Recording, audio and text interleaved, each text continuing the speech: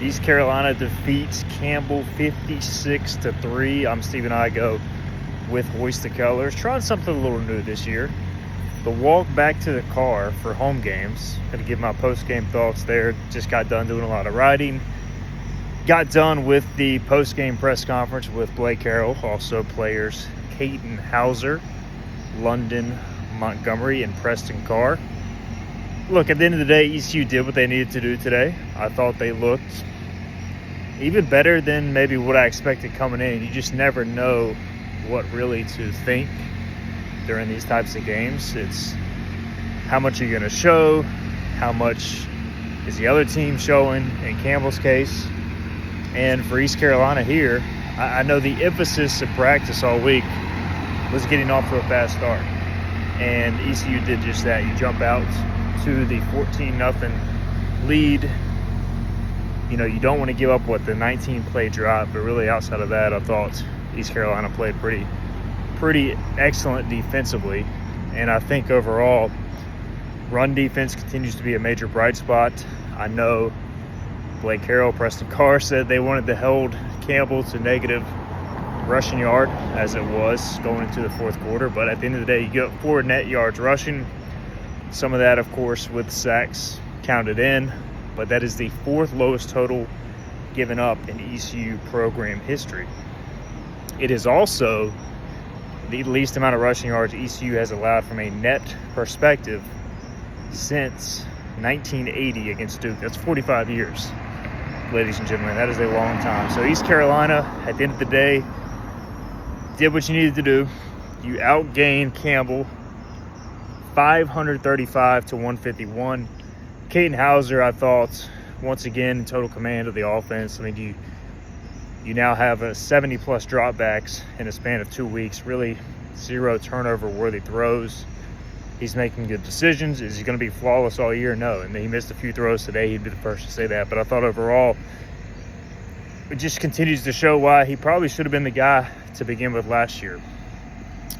15 different receivers, guys, caught passes today, which is an astronomical number. We were doing some research in the press box. Malcolm Gray was, and at least the most since 2004.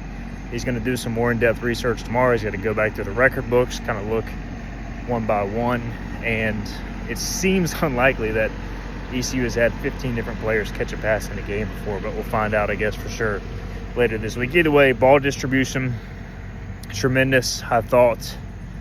The substitutions, I wrote this post-game, but the substitutions we saw on offense and defense, concerted effort to get a lot of 12 personnel, which is 2 tight ends, 1 back early in the game. A pretty big departure from last year's offensive style where it was mainly 11 personnel the whole season. Desiree Riles, Javante Connor, Mason Brown got a lot of snaps at tight end. I thought performed really well.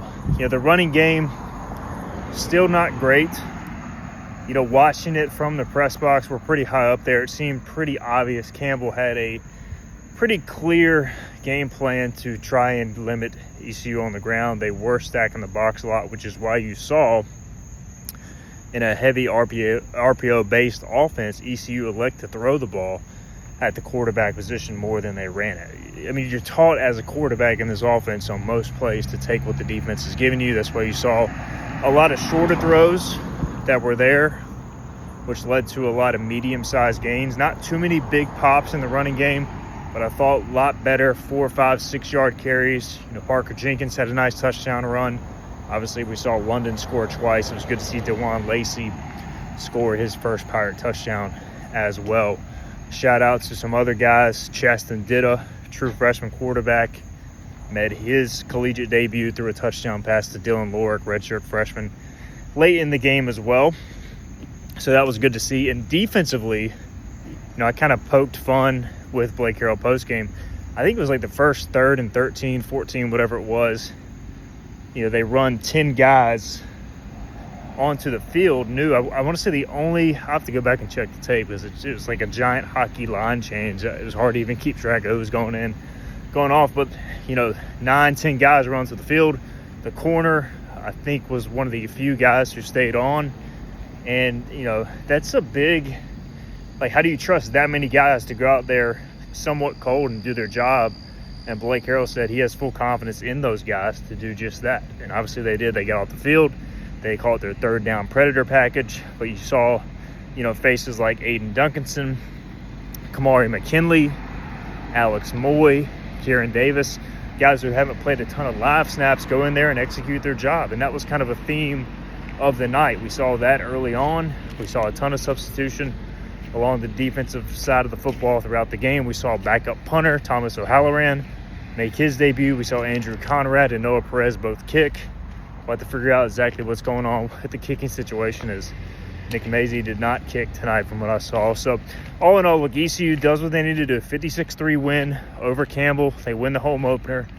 Final shout out to the ECU students, man. The Boneyard was rocking. Earlier this week I wasn't sure what to expect from the home crowd. I know the BYU game in a couple weeks is trending really well, but tonight a lot of students showed up, a lot of walk-up fans. You guys showed out, especially the students. ECU wins it 56-3 over Campbell. I've made it to my car, and now it's time to go home, get some rest. Hope you guys enjoyed the game. We only get 6 of these home games per year, so make sure you soak it in while we can. For Hoist the Colors, I'm Stephen Igoe. See you guys next time.